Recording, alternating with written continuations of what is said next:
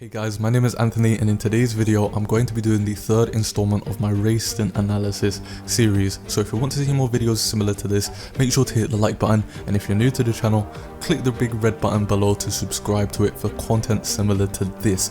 So if you are new to the channel and you don't know what these series of videos are, basically I take a stint within a race and I look at the sort of critical laps, what person was thinking, or what I think the person was thinking during these critical laps within a race stint. I'll also go over some of the smaller stuff like the strats that you should be using within this race, mainly 50% league races, and I'll also be talking about how to enter the pits, because I know a lot of people struggle with that. I know a lot of the newer players struggle with that as well, so that little last segment is for the newer players who are struggling to know when to brake to go into the pits. So in today's video, I've got SHZ Aero, and I know it's another SHZ member, but considering I'm in the team, it's a lot easier to get footage from other members in the team. And the main reason why I chose this race is because Canada is the track that I'm focusing on in my league races this week. We've already done Canada in WOR, which I did on Tuesday, and then tomorrow at 8 PM GMT, we've got another race at Canada for TSRL round 9. So that's the main reason I've decided to pick this league race in particular. So moving on to the race strategies portion of this video. Now Canada's a really interesting track because one, it's really easy to get penalties, so you're going to see people jumping around the leaderboards once the race is said and done, and also it's one of the only tracks on the calendar where in a 50% race it's pretty much a two-stop. So you're going to see a bunch of different strategies going on within the race depending on where the person starts. So if you're in the top 10, you're almost guaranteed to be on the soft, medium, mediums. Obviously, if you're way faster than the people that you're racing, you could end up qualifying on the mediums, which will give you a huge advantage, but most likely you're going to be on the soft starting the race. So soft, medium, mediums, and you want to pit lap 4 for the first stint. So from the softs to the first set of mediums, you want to pit on lap 4, and then from the first set of mediums to the second set of mediums, you want to pit at lap 20. And then moving on, if you're within the bottom 11, so from P11 to P20, this is where things get a little bit more interesting, because you get 3 different options that you can really use in order to try and get the most advantage out of the race. So what you could do is you could start on the same strategy as the top 10, so that's softs, medium, mediums, and then you can try and go for an undercut, because the undercut is kind of powerful around this track. So you could pit around lap 3. This is again hoping that the guys in front don't end up pitting on lap 3 as well. But you can pit on lap 3 for the first stint and then lap 18 for the second stint, and really try and get as big as an undercut on the guys ahead of you as possible.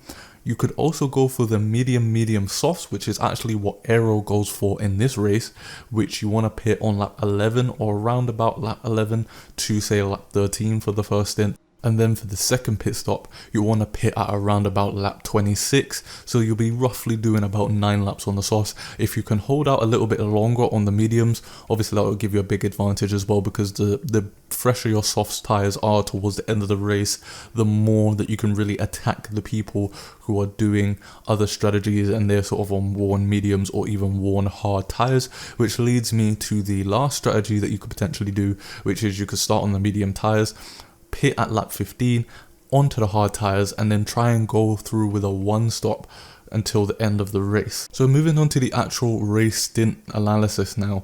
As you can see, we're at the end of lap 13, going on to lap 14, and Aero has already pit for the first set of mediums, so he's now on the second set of medium tires, and this is the more important stint in my opinion, because this is where some of the overtakes and stuff happen. And as you can see, right in front of him is a trade of quite a few cars, and he really wants to get past some of these cars here, because Sparks is actually, he's got a time penalty, and right now he's pretty slow. I don't know if he's still on the first set of mediums, but you really need to get past someone like that as quickly as possible. If they're a lot slower than you, they're really gonna hold you up, especially if you're going through a train like this. You really want to try and just cut through the train as much as you can. It is going to be a bit more difficult because, as you may have seen from other videos on YouTube, when it comes to being in the train as the third car, as the car basically at the back of the train, you've basically got the worst position, because the guy in front of you has got DRS, so it's going to be pretty difficult to overtake him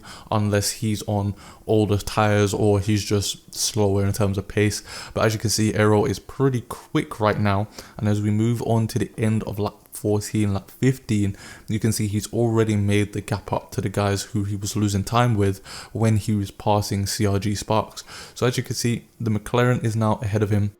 And at this point in time, again, you just want to keep cutting through the field as much as you can. And right now, the McLaren is actually on hard tires. So it's really crucial that if you're battling with someone and they're on a harder compound of tire than you are, you really want to get past them as soon as possible, because the longer you stay behind them, the better it is for them, because obviously they can go for longer on those set of tires than you can on the tires that you're on. So as you can see, he goes for the move there. And what this move actually was, in my opinion, is it was him realizing that the McLaren is now outside of the DRS of the Ferrari, I believe, which is ahead of him.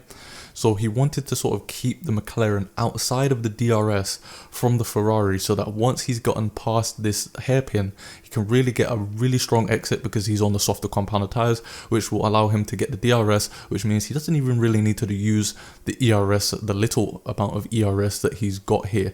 So that's the main reason why I think he done that. And when you're in a race like this and you're battling with someone, if you see that they're slowly starting to move away from the person in front, you really just try and go for a little half-hearted move. Obviously, you don't want to go for a move that will end up getting you spun out. But if you just let them know that you're intending to overtake, what it might potentially do is make them take a wider line, which will lose them more time, which means you're still in their DRS whilst they're not in the DRS of the guy in front, which means you reap all the benefits from that. And then moving on to lap 23 now, you can see that he's in first place because all the people have pit behind him. So this is the crucial times when you really want to be pushing. So for the first corner, you want to brake just after the 100 meter board down into third gear, try and cut the curb as much as you can. And then for the second corner, try and get the best exit you can. Your car's going to be a little bit loose. And then for this corner, brake in between the 100 and the 50 meter board, try and ride the curbs as much as you can to get the fastest line through. And then coming up to the end of sector 1, just as the past the 100 meter board, or that orange little part on the fencing on the right hand side, that's when you brake down into third gear, try and ride over the left hand curb. And then coming up to the end of this DRS zone, you want to brake just after the 100 meter board again. You want to again ride a lot of curbs on this track because it really gains you a lot of time. And then moving on to the end of sector 2, again, just at the 100 meter board, brake down into first gear at the apex. It is a pretty tight hairpin. It's a little bit tighter than you would expect it to be. So you really want to try and get the car rotated as much as you can. And we're moving on to basically the longest straight on the track. So at this point, if you've got DRS on somebody, this is really the best place to overtake somebody.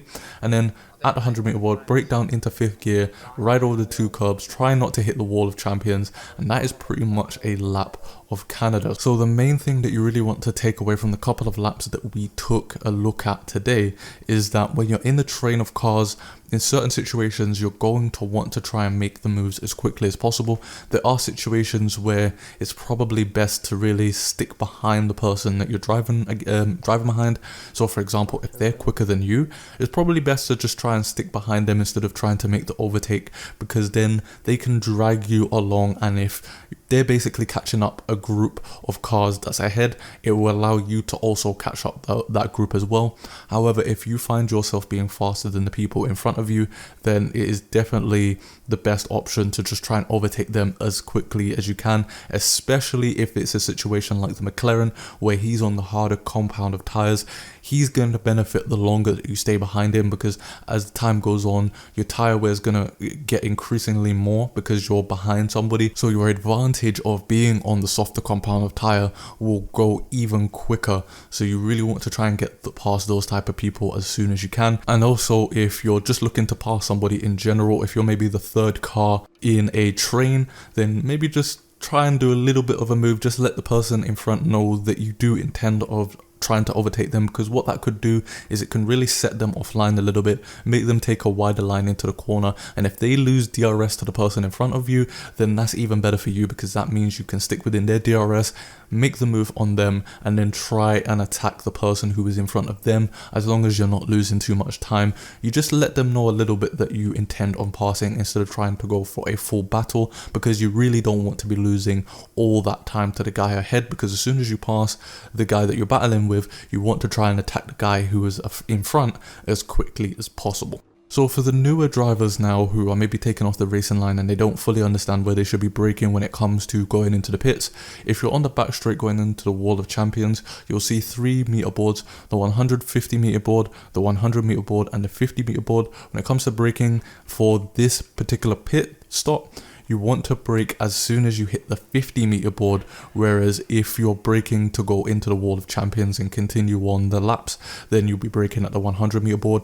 I stress enough when it comes to this track, especially during league races, that you really want to be careful when going into this pit lane, because again, you're going to be on the same line as the drivers who are continuing on with their stint. So maybe what you could do is, if you're going into the pits and there's a driver behind you, just give them a little signal by maybe wiggling your car a little bit, just to let them know that you intend on pitting. And the reason why I say that is because in my league race that I did on Tuesday at Canada, I made the overtake on a McLaren and I didn't know that he was going into the pits, so he continued to speed as I had already overtaken him, and he basically went right into the back of me, and I don't know if he got any wing damage. I'm assuming he did.